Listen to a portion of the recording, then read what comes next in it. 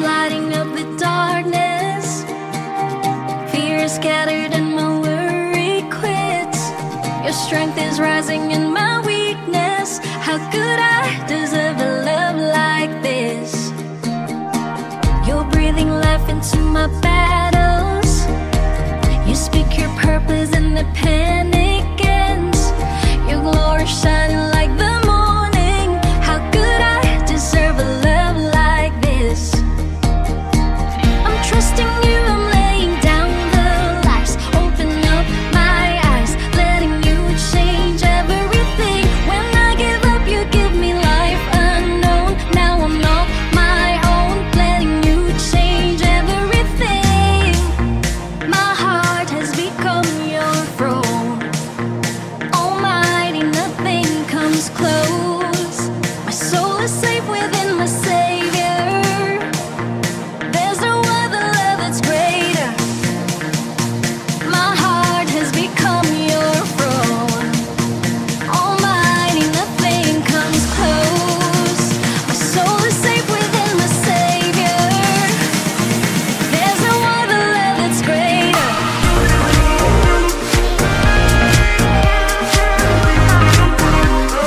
Your love is greater.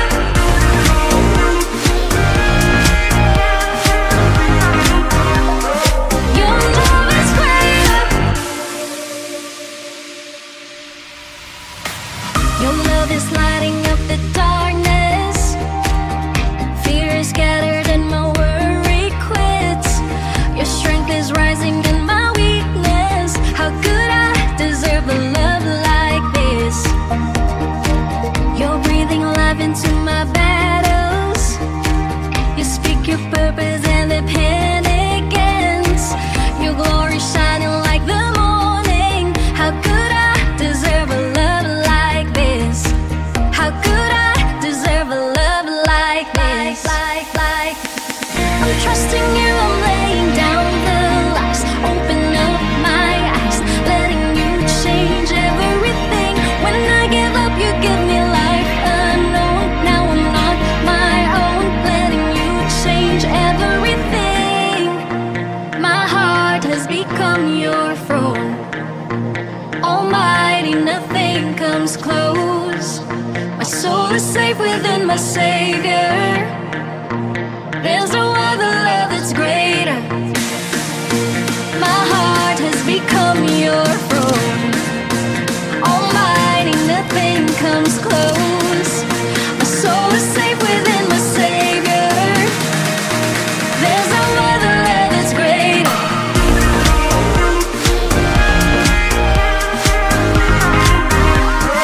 Your love is greater.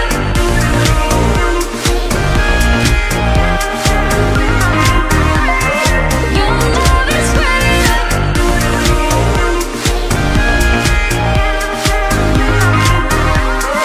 Your love is greater.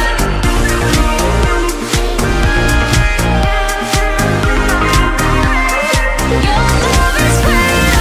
I don't deserve this, I am not worth it. What is the verdict? Grace. Loved and forgiven, saved by the risen King, so I give you praise. I will stand tall as I answer your call. This life I will live by faith. Because you deserve it, yes, you are worth it. I'm at your service, amen. Light in the darkness, love to the heartless. No one can stop this, go. Yes, you are greater, with you I am brave, but no one can top this, whoa. Your kingdom is coming, your glory is showing, and so I will give my all. Yes, I will go, ready to show, let the whole world know. My heart has become your throne. King of kings, Lord of lords, Almighty, nothing comes close. nothing My compares. soul is safe within my Savior. Safe in your arms. There's no other love that's greater. Yeah. My heart has become your King of throne. kings, Lord of lords, Almighty, nothing comes close. nothing My compares. soul is safe within my Savior. Safe in your arms. There's no other love that's greater. Yeah. Let's go.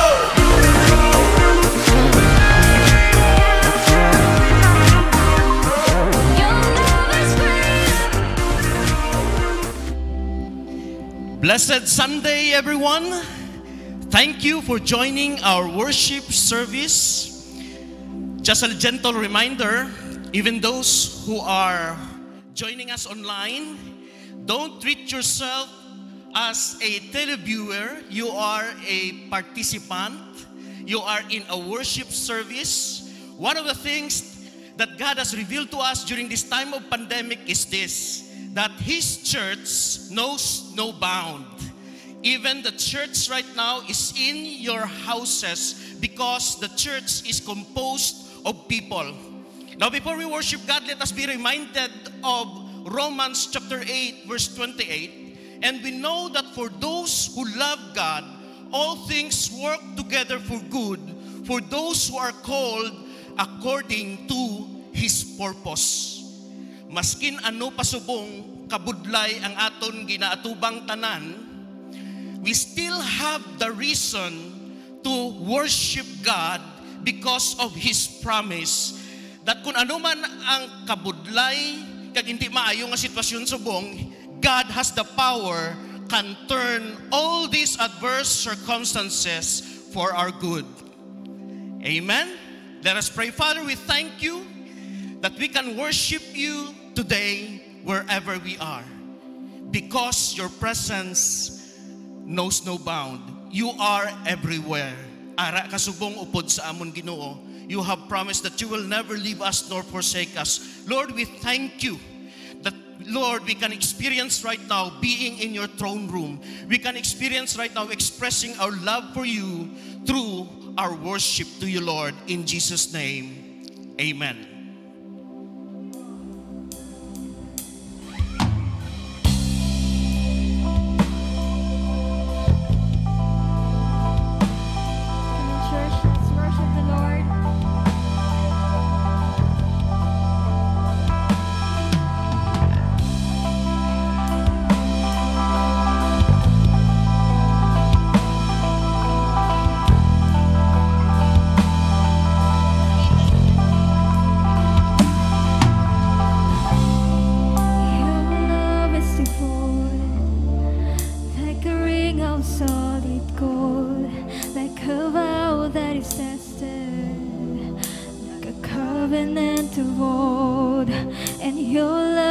Enduring through the winter rain and beyond the horizon, with mercy for today.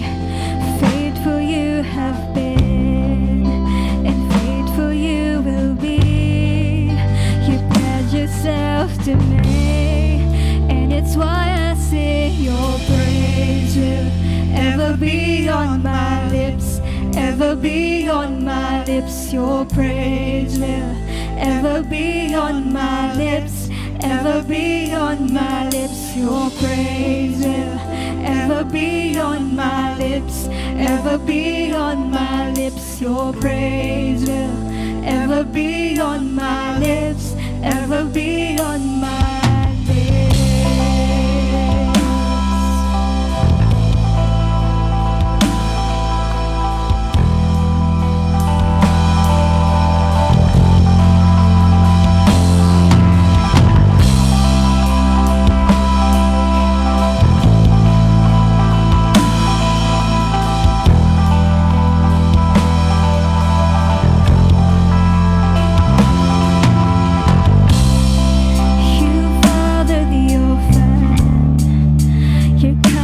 Makes us whole, and you show their weakness, and your strength becomes our own.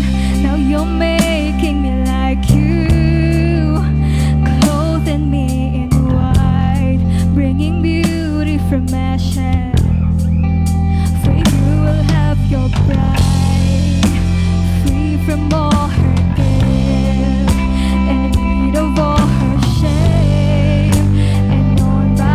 True name, and it's why I sing your praise will ever be on my lips, ever be on my lips. Your praise will ever be on my lips, ever be on my lips. Your praise will ever be on my lips, ever be on my lips. Your praise will ever be on my lips.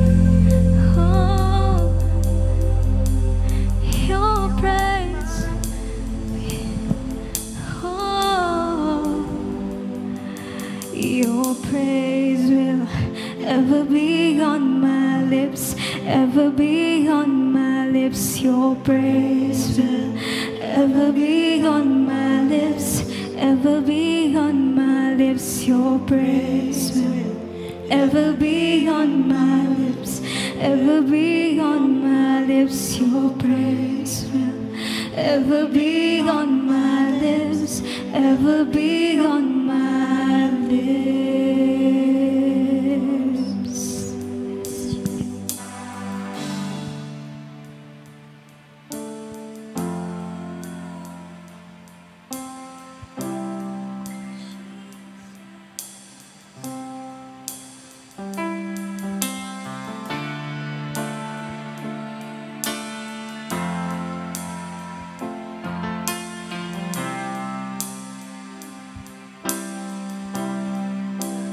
Caught up in your presence, and I just wanna sit here at your feet. I'm caught up in this holy moment. I never wanna leave. Oh, I'm not here for blessing, 'cause Jesus, you don't owe me anything. 'Cause more than anything that you can do, I just want you.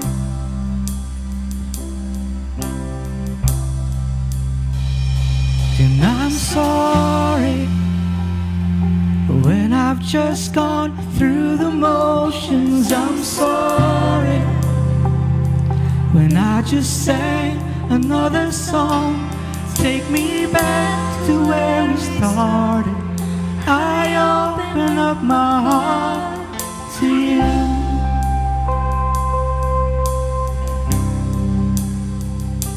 And I'm sorry when I've come with my agenda. I'm sorry when I forgot that you're enough. Take me back to where we started. I open up my heart to you. I'm caught up in your presence, and I just wanna sit here at your feet. I'm caught up in this holy moment. I never wanna leave. Oh, I'm not here for blessings, 'cause Jesus, you don't owe me anything. And more than anything that you can do, I just want you. And I just want you, and nothing else, and nothing else, nothing else will do.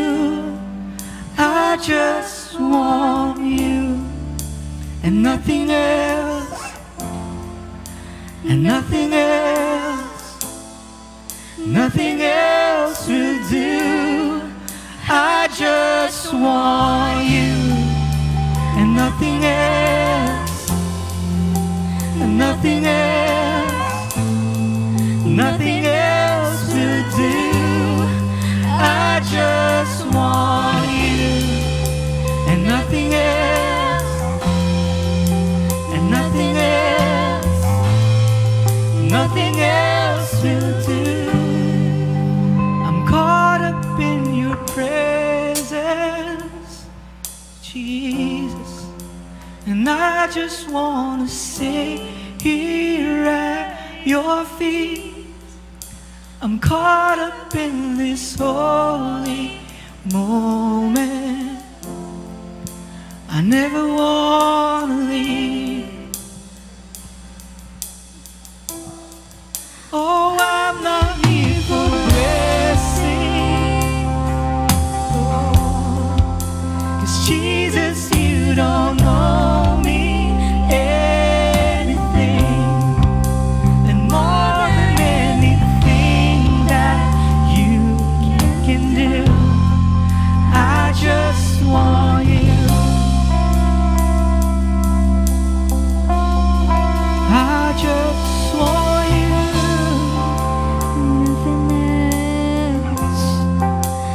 Nothing else, Nothing else will do. I just want you. nothing Oh, else, nothing else. nothing else, Nothing else will do. I just want you.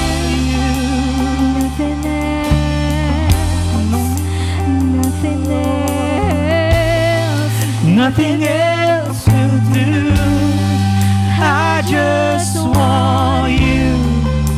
And nothing else. Nothing else. Nothing else will do. I just want you. And nothing else. And nothing else, Jesus. Nothing else will do. I just want you. And nothing else. Nothing else. Nothing else will do. I just want you. And nothing else. And nothing else. Nothing else will do. I just want you. And nothing else. Oh, and nothing else. Nothing else will do.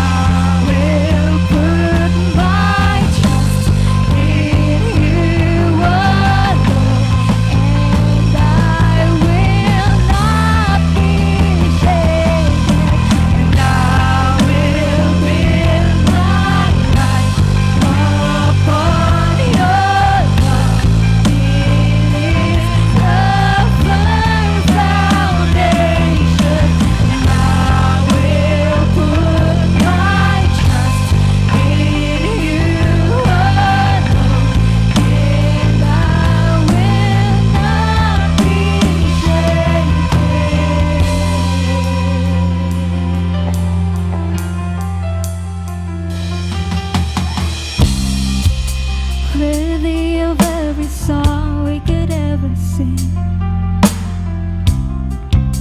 worthy of all the praise we could ever bring. You're worthy of every breath we could ever breathe. We live for you.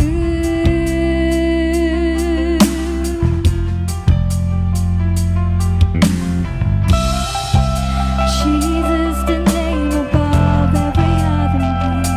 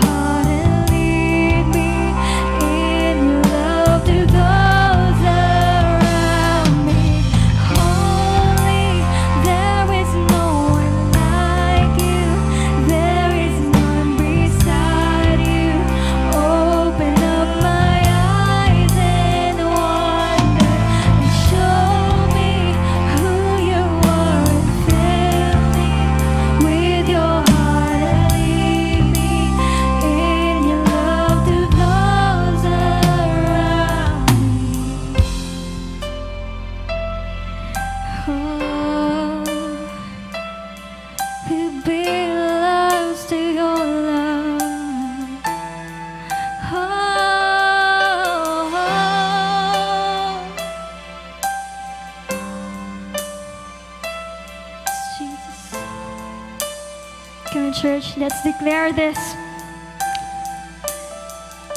And I will build my life upon your love. It is a firm foundation, and I will put my trust in you alone, and I will not be shaken, and I will build my life upon your love. It is a firm foundation. I will put my trust in you alone, and I will not be shaken, and I will build my life upon your love.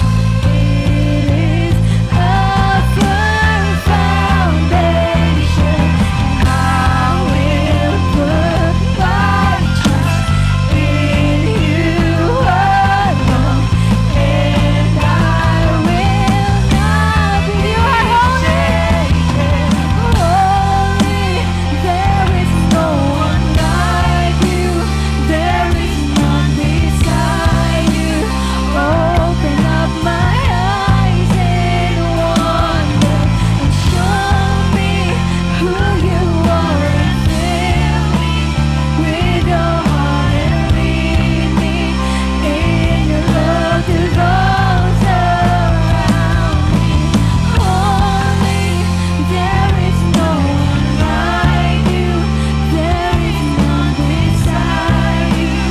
Open up my eyes in wonder and show me who you are, and fill me with your heart and lead me in your love to those around me. And I will build my life upon your love. It is a firm foundation. I will put my trust in you alone, and I will not be shaken. I will build my life upon your love. It is a firm foundation. I will put my trust in you alone, and I will not be shaken.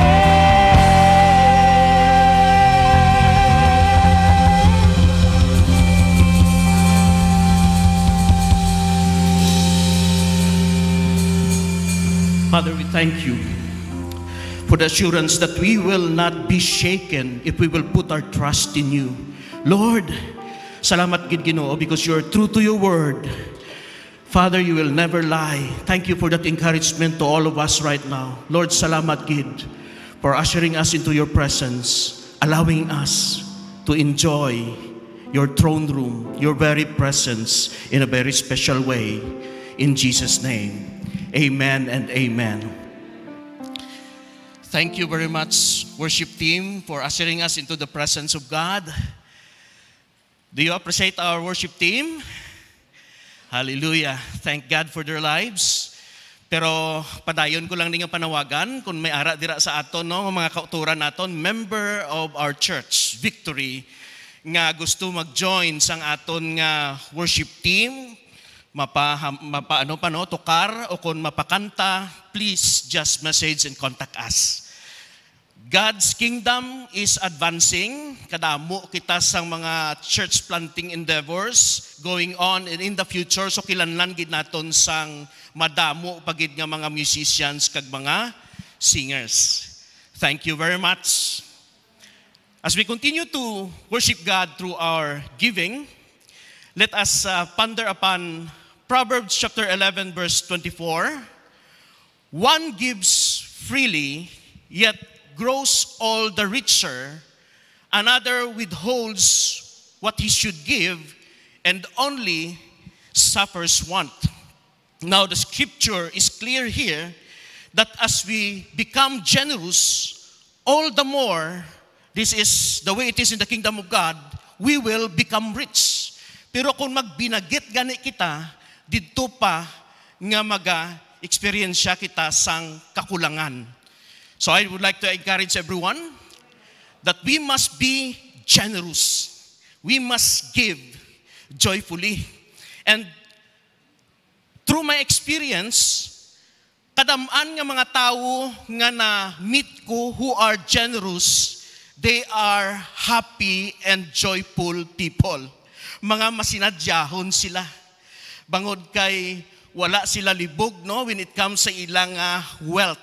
Wealth is not the one owning them, they own their wealth. So kung gusto sang Ginoo nga ipahatag sa ila, ihatag man nila. And God is no debtor to anyone. When we give, especially when we invest in the kingdom of God, He will give us more kaysa sa ginhatag naton. Okay? Before we pray for our giving, just a few reminders.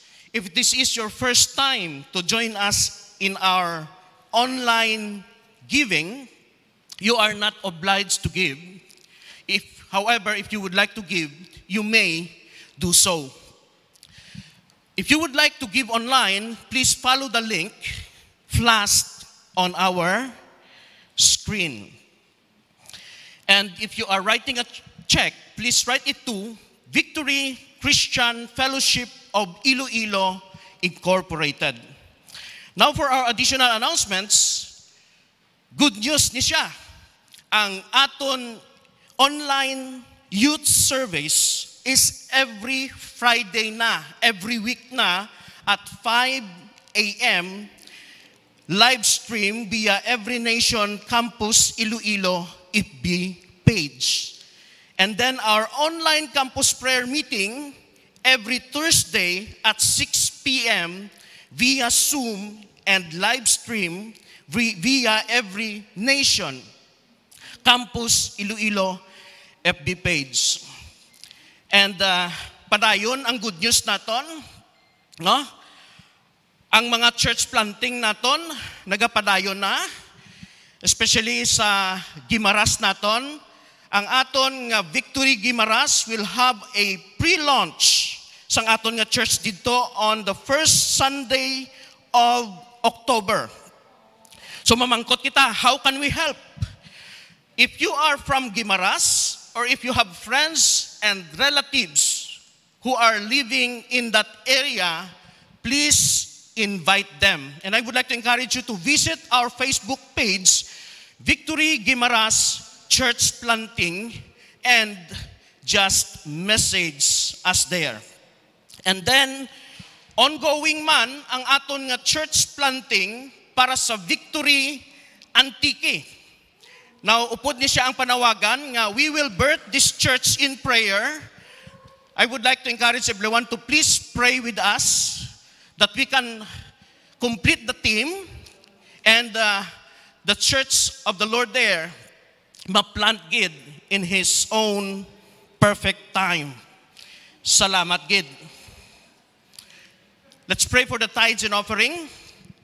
Father, we thank you for the opportunity that you have given us right now to give. Lord, thank you for reminding us that we must give freely, that we must be generous. And in your kingdom, Lord God, as we are generous, we will become even more richer. Thank you, Lord God. We bring you back all glory, honor, and praise. In Jesus' name, amen.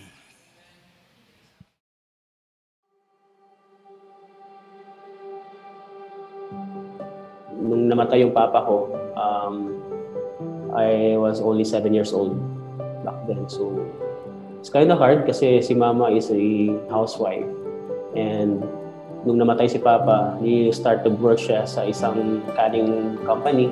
He's been working so hard just to send us to our school. There's even a time na hindi kami kumakain for about 2 days, parang ganyan. I've been part here in Real Life way back 2009. I've been a scholar that year, and lahat ng provision na binigay ng Real Life sa akin that year, 2009, up to the time that nag-graduate ako and up to the time na I took the board exam, nagkaroon ng opportunity to have our own business as well. That's a catering business. Yun siya nag-start talaga. We started this business with restaurant na as a caterer. And amazing lang kasi si God naglagay ng mga tao sa buhay namin just to help us establish this business. This is not just for us. This is for the people na nakasurround sa amin so that we can help them as well. Nung dumating yung Real Life, one I really appreciate the most is that it's more than just the provision, but it's the totality of it. Yung nakatulong sa akin. Grabe yung impact ng Real Life, grabe yung impact ng leadership, integrity, faith, and excellence sa buhay ko. Kasi ito yung baon-baon ko lagi. Whenever I go to battle, ito yung ito yung sandata ko. You can never go wrong if you have those values in your life. Ina-apply ko to sa work ko, as a manager, ina-apply ko to sa business ko, ina-apply ko to sa, most importantly, sa family ko. It's about servant leadership. It's about who we are in Christ. It's about leading these people, serving these people. So if I would able to train them properly about these values that I've learned, this would be a big help also to them. God has given me, God has made me a steward of all the things na in-entrust sa akin. I don't own this. At the end of the day, God has the final shot. Siya yung magbibigay sa akin ng ganito, siya magbibigay sa akin ng kung ano yung kailangan ko sa business ko, kung ano yung dapat kong gawin sa career ko. Siya lahat yun. So, I'll always be grateful to God for bringing me into this kind of position. To those people na nag-believe sa amin, to those people na who really invested in us, invested in Real Life. Thank you so much. Thank you. The support we give causes ripple effects that enable our scholars to help others who are in need, especially now that they have graduated. Just like Jomar, we are praying that more of our scholars will be the change that their communities need. Thank you for your faithful partnership that empower our scholars to change a life and change the nation.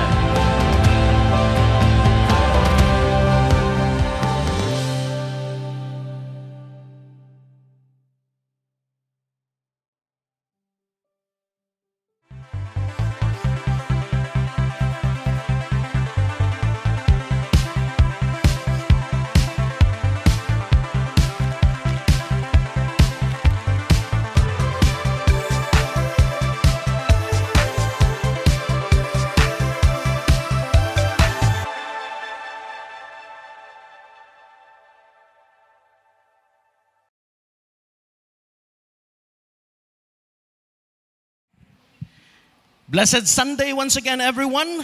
Welcome to Victory, where we honor God and make disciples. I am Resty, one of the staffs here in Victory. Today we are on our last installment, last topic of our series, mini-series, Generation We. Before going into the word, I just would like to correct myself with regards to the schedule of the youth service every Friday. It's 5 p.m., not 5 a.m. 5 p.m., not 5 a.m.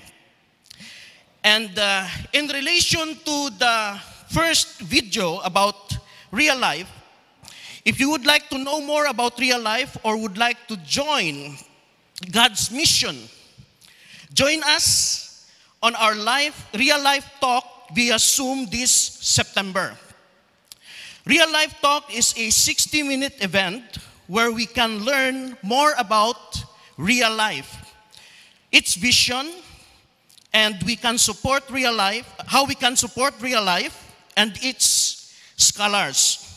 Kung gusto natin mag-join, just fill out the sign-up form by scanning the QR code dira sa aton nga screen, or by clicking the link that is shown on our screen. Someone from Real Life will keep in touch with us as soon as naka-sign up kita to explain more about Real Life talk. Okay, let's go into the Word. Now we are on the second and the last installment of our mini-series, Generation We. Kanami ganyan sa aton ng movement because we are now emphasizing that when it comes to the issue of reaching out to the next generation, this is not just about one generation reaching out to the next generation. This is all about the whole church, a multi-generational church, seeing to it that the baton that God has given us as a church will be passed on smoothly, properly, and carefully to the next generation.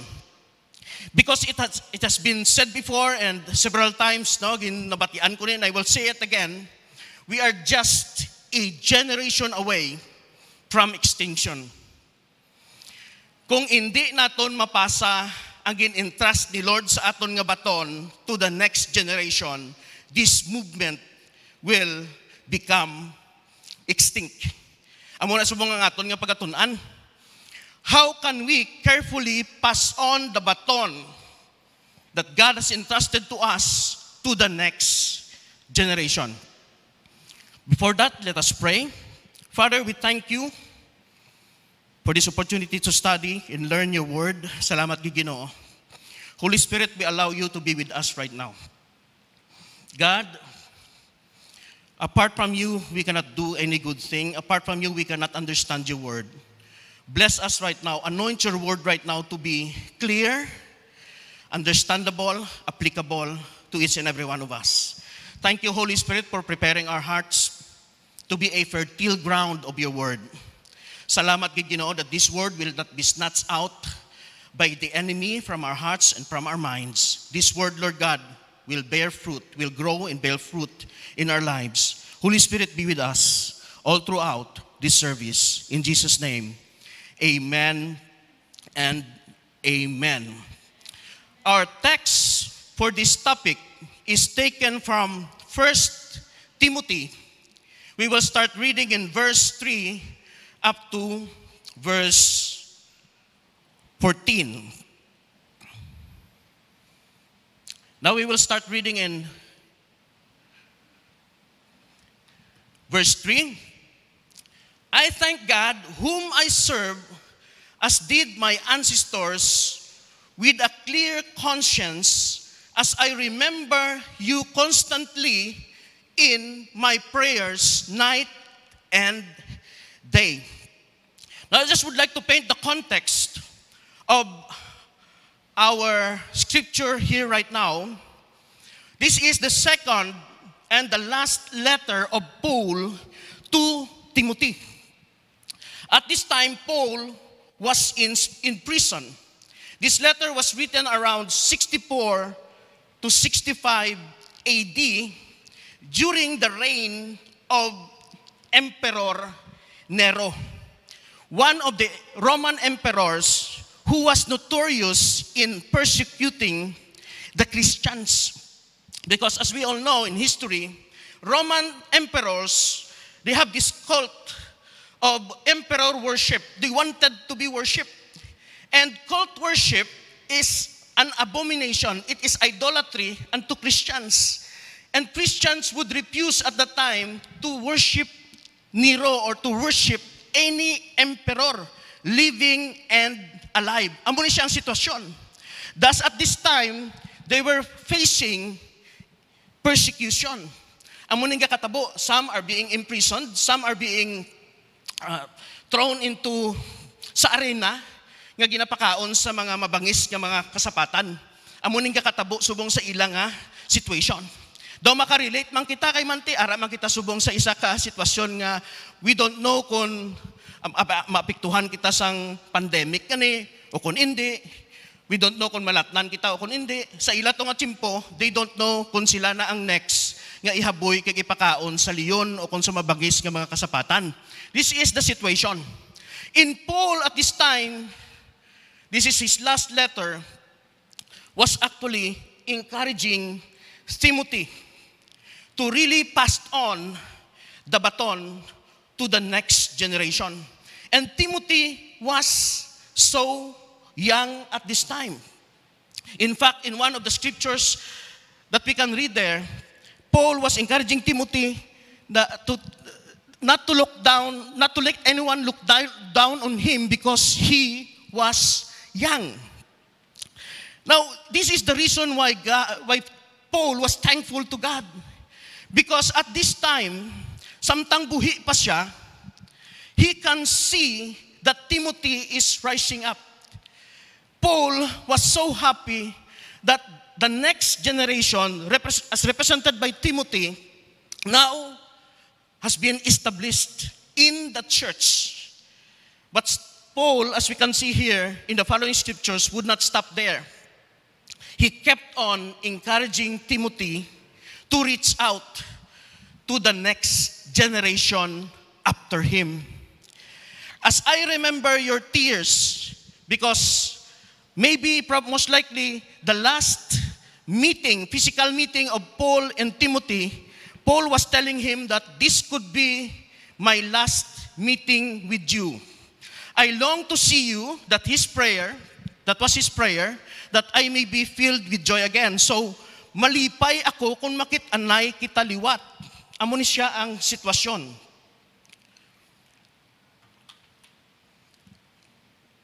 Because Paul said here in 2 Timothy chapter 4 verse 6, "For I am already being poured out as a drink offering, and the time of my departure has come." Mga kauturan ko sa Victory, this is reality. Hindi kita magdugay diri sa kalibutan. May ara sang tinion nga kung sa diin papulion na kita sang Ginoo sa iya nga luyo. Paul is telling us here that while he was living during his time, he saw to it that the next generation would catch the baton, that he could pass on properly the baton to the next generation. And while he was still living, this generation, next generation, he kept on encouraging, now pass it on to the next. Ang masunod pagid sa inyo nga generation. At the time, si Timothy, very young siya. Pero gina-encourage pagid siya ni Paul, siling niya, pass it on surely to the next generation after you. Today we will talk about passing on the baton properly as a church. Ano bala ang baton naton? Now, Pastor Steve defined kung ano ang baton sa every nation churches of which we belong, ang Victory Philippines, ang Victory Iloilo. Ano bala ang aton nga baton? He said in his book, 100 years from now, that our baton is this: gospel, mission, values, and culture. Now, we all know kung anong gospel, no? The good news. Ang mission naton i-remind kita naton na ang kauglingon naton karon, no? And then ang aton nga culture kag ang values naton, no? Makita naton na siya sa aton nga Every Nation website. So i-browse naton, ara man na sa website sang Every Nation na Philippines, no? Tanawon gid naton, i-revisit naton. Now, ari lang ang revisit naton subong, no, ang aton nga mission, so that we will be reminded. We exist to honor God by establishing Christ-centered, Spirit-empowered, socially responsible churches and campus ministries in every nation. So, amo gina siya kada permi, wherever we go, here in the Philippines, as we plant churches, no, or wherever else in the world, amo ni siya ang mission sang every nation. So amo man na to eventually ang mission sang Gimaras Church naton, amo man na eventually ang mission sang aton nga Antique Church. Now I borrowed the acronym or acrostic PASS so that madumduman gid naton kung paano bala kita magpasa sang baton nga ni gagin entrust ni Lord sa aton bilang isa ka simbahan. Letter P. P stands for participation of parents and church. Kilanan maintindihan gid naton ini. Because passing on the baton to the next generation is not just the job of our campus missionaries. It's not just the job of this generation sa aton nga mga membro sa simbahan nga i-reach out nila ang ilang generation. No, this is the job of everybody in the church. Especially first and foremost with the parents. Upod ang aton nga mga ginikanan sa context ng aton nga simbahan. Let us read 2 Timothy chapter 1 verses 3 to 5. Verse 5. I am reminded of your sincere faith, a faith that dwelt first in your grandmother Lois and your mother Eunice, and now I am sure dwells in you as well. Now as we can see here, Paul recognizes this sincere and genuine faith of Timothy that is in him at the time. And Paul most likely knew his grandmother and his mother. Kay sila nga si Lois kag si Eunice ni siya, membro ni siya sang simbahan man nga gintanom ni Pablo, ni Paul, ni Saint Paul kag ni Barnabas. And then eventually, they taught the Word of God. Kay man sa Romans chapter 10 to, faith comes by hearing and hearing the message of Christ. Gintudlo nila ang pulong sang Ginoo kay Timothy, and therefore Timothy developed faith in the Lord because he heard the message from his grandmother, even from his mother. Now, ano ginapakita sinadiri sa aton? Mga ginikanan, especially diri sa Victory, hindi naton pag-ibilin lang sa mga lideres diri sa simbahan ang pagdisipulo sang aton nga mga kabataan. Kita mismo magdisipulo, magdisciple sang aton nga mga kabataan. Let's teach them the Word of God. Timing gini siya subong sa tion sang lockdown. Kay man upod ta kada permi ang aton nga mga kabataan dira sa aton nga panimalay. As we live the Word of God, ginapangabuhi naton sa aton nga kabuhi, and then we will teach it to our children. Magatudok nga sa ila, magatubo ina ang pulong sa Ginoo sa ilang kabuhi. Eventually, they will develop faith in their lives. Just what happened to Timothy. Most likely, si Lois kag si Eunice man ang nagdala sa simbahan, sa church, kay Timothy. Eventually, Timothy was introduced to Paul. Now, diri naman niya ang parts ng church. Paul, as a representative of the church, he also discipled Timothy. He trained him to become leaders. So, may ara sang tandem. Hindi sila nga sa simbahan lang ma-disciple ang aton nga kabataan, kundi sa aton man panimalay, ma-disciple ang aton nga mga kabataan. So kung ginahimo na naton ini sa aton nga mga kabataan, now as we invite them to the church, kag kung wala pa sang physical service, let's direct them ang aton mga kabataan sa Every Nation campus naton. No? Bisitahan naton ang aton nga Facebook page dira, connect kita. Contact naton ang aton nga mga campus missionaries para nga ma-follow up man ang aton nga mga kabataan. So, passing on the baton is the job of everyone here in the church. So, muna gani ginatawag naton nga Generation We. Kita tanan. Kaya kadamo sang klase sang mga generation kiging classify, no? Generation X. Siguro dira ako nabilong. Y, Z, may millennials. I don't know kung ano nasubong ang mga bago. Okay? Base ara ako sa millennials na bilong. I don't know.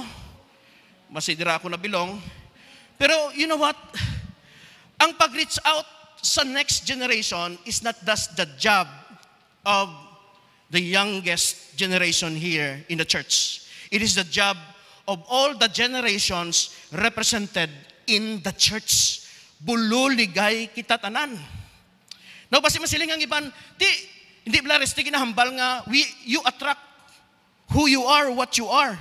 So kung pamatanon ka, pamatanon man ma-attract mo. Given gina siya. So kung youth man niya, ang leader naton diri, youth man na ang iya nga ma-attract. Youth man na iya ang ma-invite niya sa church. Youth man na iya ang ma-connect niya. Kaya eventually ma-disciple niya. Ano naman niya ang role sang next generation? Ari naman kita diri iya nga mag-mentor kag mag-guide sang aton nga mga pamatanon kag mga kabataan. Ang kanami diri sa Victory kay we are developing multiple anchors. Wala kita kasi nga disciple ko na ako na lang na hindi ka na mag-istorya siya. No. I for myself, I deliberately introduce my disciple to other personalities here in the church so that nga multiple anchors, multiple ang iya nga impartation. Hindi sila nga ang impartation niya makwa niya lang sa akon, kundi makwa niya man sa iban. Okay? Hindi ko na pag-idinalok sa akon nga disciple iya. Amo na nga may multiple anchors. Kaya kung ako lang di ang amigo ya sa simbahan, ano matabo? Magplant na ko church sa Antique, dito na ko sa Antique, ako nag-invite sa iya di, why na ko di, hindi ako makita di, why na siya. Okay? So we develop this multiple anchorship and mentoring, no? Gina-guide naton ang aton nga mga pamatanon so that they will fulfill God's purposes in their lives para man sa ila iya nga generation. So, amo na siya, let us be reminded that ang aton nga pag-reach out sa next generation involve ang mga parents, involve ang bilog nga simbahan. Another thing, letter A. Involved dapat man ang Holy Spirit. Active involvement of the Holy Spirit. So next verse, 2 Timothy chapter 1 verse 6. For this reason, I remind you to fan into flame the gift of God, which is in you through the laying on of my hands. For God gave us a spirit not of fear, but of power and love and self-control. Now, this is a letter for Timothy, but this is not just a specific letter for Timothy. Paul here actually was speaking to the entire church. This word is not just applicable for Timothy. This is for everyone. So in the purpose of reaching out to the next generation, kilanlan ang balaan nga espiritu ara gid. Ano ang bali Paul? Fan into flame the gift of God. Magsiling ka gift, charisma. This is the grace of God, the enablement of God through the Holy Spirit so that an individual or a church can fulfill His purpose in God. So involved ang Holy Spirit because the Holy Spirit is the one who gives us the power to fulfill God's purpose in our lives. I believe that all of us can remember Acts 1:8. Hambal sang Ginoo sila niya, and you will receive power when the Holy Spirit comes upon you, and you shall be my witnesses in Jerusalem, Judea, Samaria, and to the ends of the earth. So hindi gid naton pag-ibaliwala ang involvement sang Holy Spirit. Let us always involve the Holy Spirit because on our own, we cannot do it. When we operate on our own flesh and effort, the spirit of fear will be upon us. Pero opposite ina, when we operate through the Holy Spirit, there will be power. Now, as gin-research ko ni, ang power niya siya, involved niya siya nga nag-display kita, along with our ministry, there will be miracles, signs, and wonders that will happen because of the involvement of the Holy Spirit. Then there is love. Speaking of the fruit of the Holy Spirit, kay man, ang motivation naton tanan sa ginaobra naton diri sa simbahan dapat love. Aber man da ko nagahimo kita sang milagro, pero wala gali love sa aton, anong hambal sang Ginoo? Wala na iapulos kilanan ang bottom line and motive of all these things will be love. And along with it, kung ara ang Holy Spirit sa aton, ang isa sa mga fruits ng Holy Spirit is self-control. Budlay mo da kung tama ta kazilos, tapos wala kita sang self-control. Budlay man na. No? Ang wala sang self-control, ginabuksan nato ang aton kaugalingon nga maging radikal. Dira na dang fanaticism kag radicalism. Anong ga-control sa isa ka Kristiyano? Balaan nga espiritu. Kay man may ara sang self-control. So kilanlan may ara sang active participation of the Holy Spirit. Next. There must be a strong determination to spread the gospel and making disciples.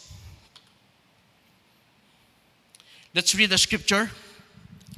2 Timothy chapter 1 verses 8 and 9. Therefore, do not be ashamed of the testimony about our Lord, nor of me, his prisoner, but share in suffering for the gospel by the power of God, through the power of the Holy Spirit. Paul here was encouraging Timothy, siling niya, maskin anong kakaditabo, mabudlay man, padayon ka sa pagpalapnag sang maayong balita sang Ginoo. Do not stop. Do not be ashamed of the gospel. Do not be ashamed of the testimony about the Lord Jesus Christ. Padayon ka. Hindi naton pag ikahuya, hindi kita magkahadlok. No matter what. Tay man given sa ilang situation. Tay kung madakpan ka sadto, no, nga maging Kristiyano ka, prisuhon ka, or depende, basi matripan ka ni Nero nga ano. One time, ang tripping niya, pag-agi niya sa isa kadalan, pagkadto sa palasyon niya, sila nga kadulom haw. Ano ginhimo niya? Nanakop sa mga Kristiyano. Ginbutang niya sa poste, gintutdan, para may suga siya. Light of the world, gali ka mo ha. Gintutdan niya, literally. Amuna at the time, they were under this kind of a ruler. Well, in fact, sa pag-research ko gani, he was the one even who murdered his mother. Now, kululbaan gidang isa ka tawo nga maskin ang ginikanan niya gani mapapatay niya. Meaning to say, maskin sino mapapatay niya. They were in this situation. Okay? Who saved us and called us to a holy calling. Sila niya, ang aton calling ani sa pagpalapnag sang mayong balita ni halina sa Ginoo. This is a holy calling sa Ginoo, balaan ini siya. Not because of our works, but because of His own purpose and grace. Sa grasya lang sa Ginoo, unmerited favor sa Ginoo, whether we deserve it or not, God decided to give it to us, entrusted to us, which He gave us in Christ Jesus before the ages began. Pag-upa, gintuga ang kalibutan, gin-decide na sang Ginoo, nga gin-entrust niya sa aton. Nga gin-entrust niya kay Timothy, kag sa aton ang pagpalapnag sang maayong balita sang Ginoo. In which now has been manifested through the appearing of our Savior Christ Jesus, who abolished death and brought life and immortality to light through the gospel. So Paul was really encouraging Timothy nga padayon ka, kay wala sing pamaagi nga sa diin malampuwasan, maluwas ang tao sa kamatayon. Hindi nila ma-avail, maaguman ang kabuhi nga walay katapusan, kag ang immortality, kung hindi sila kabati kag mag-respond sa gospel. So Paul kept on encouraging him, continually preach the gospel. Hindi pag-ikahuya, amuman kita sina. During this time of pandemic, hindi kita magkahadlok, bangod kay may ara kita sang balaan nga espiritu, hindi kita magkahuya sa gospel, hindi kita magkahuya nga i-share ang gospel sa aton nga mga amigo, bangod kay wala na sang iban nga pamaagis nga sila maluwas, kundi makabati sila sang gospel, they will repent of their sins and they will accept Jesus Christ as their Lord and Savior. But Paul doesn't stop here. Sa 2 Timothy chapter 2 verses 1 and 2, sa next naton nga scripture, gin-encourage siya dira si Timothy nga mang disipulo ka, for which I was appointed a padayon panigali so po na malumpat na lang kita sa 2 Timothy chapter 2 verse 2. You then, my child, be strengthened by the grace that is in Christ Jesus, and what you have heard from me in the presence of many witnesses, entrust to faithful men who will be able to teach others also. This is Paul's greatest emphasis on discipleship. Not just win them for Christ, Paul was telling Timothy, disciple them for Christ. Kapila ko niliwat-liwaton in Victory, we honor God and make disciples. Sa Victoria, we don't honor God and make Christians. Now, if you will just spread the gospel, when that person receives the gospel, that person receive Christ, that person becomes a Christian. Now, here in Victory, ang emphasis pagid naton is this. We teach them, we train them, we disciple them. We make them the disciples of the Lord Jesus Christ. Gintagaan, gini-emphasis ni Timothy, ni Paul kay Timothy. This is very crucial in really passing on the baton, the things that God has entrusted to us as a church, to the next generation. Now, next is this. Kilanlan sa aton sang steadfastness in guarding what has been entrusted to us. Kilanan porsigido kita nga bantayan ang ginsalig sa aton sang Ginoo. Ano ini? Ato ba lang ginmensyon naton nga baton? 2 Timothy chapter 1 verses 13 to 14. Follow the pattern of the sound words that you have heard from me in the faith and love that are in Christ Jesus. By the Holy Spirit who dwells within us, guard the good deposit entrusted to you. Ano ini ang good deposit? The gospel, the mission that God has given us, the values that God has given us, and then the culture that God has given our movement. Specific para sa Victory. Ang iban nga churches actually may ara manda. It could be nga pare-pareho, no? Pero ang tagsa ka churches nga ginalaw sang Ginoo nga ma-put up diri sa kalibutan, may unique na sila nga baton. Okay? May unique na sila nga baton halin sa Ginoo. May unique na sila nga vision, nga purpose halin sa Ginoo. But one thing is sure. Okay? Ang matudtuod nga simbahan sang Ginoo, especially ang gospel, the gospel must be based on the word of God. Tandaan ginaton na isa na kabagay nga ginagwardyahan ginaton. That's one of the things that I am gina-appreciate ko gid. I'm thankful for our movement. We have the apostolic team.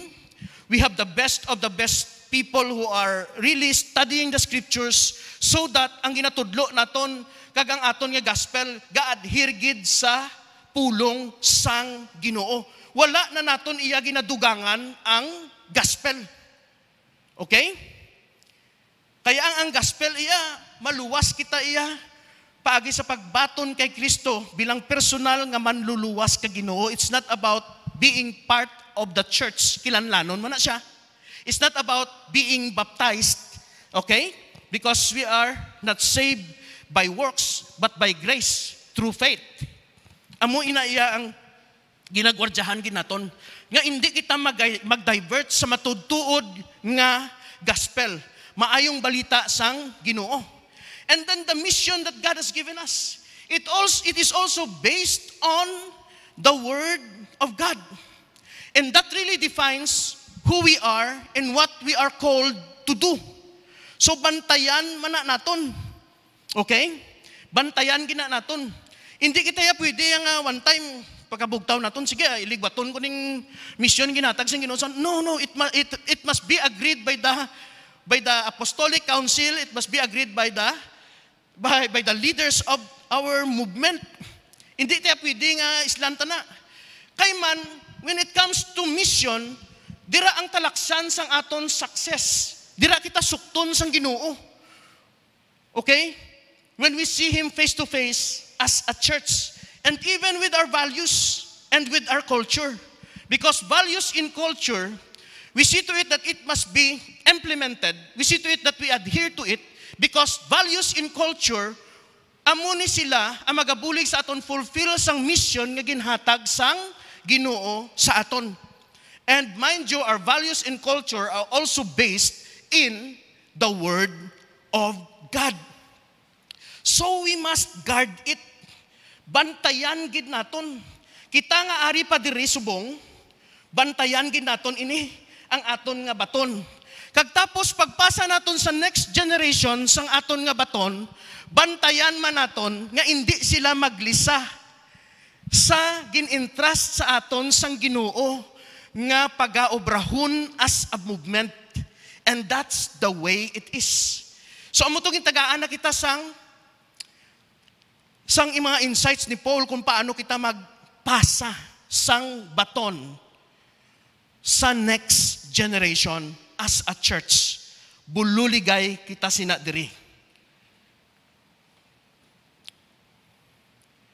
As we run the race that God has set before us as a church, this is not just about crossing the finish line. It is about successfully passing on the baton to the next generation.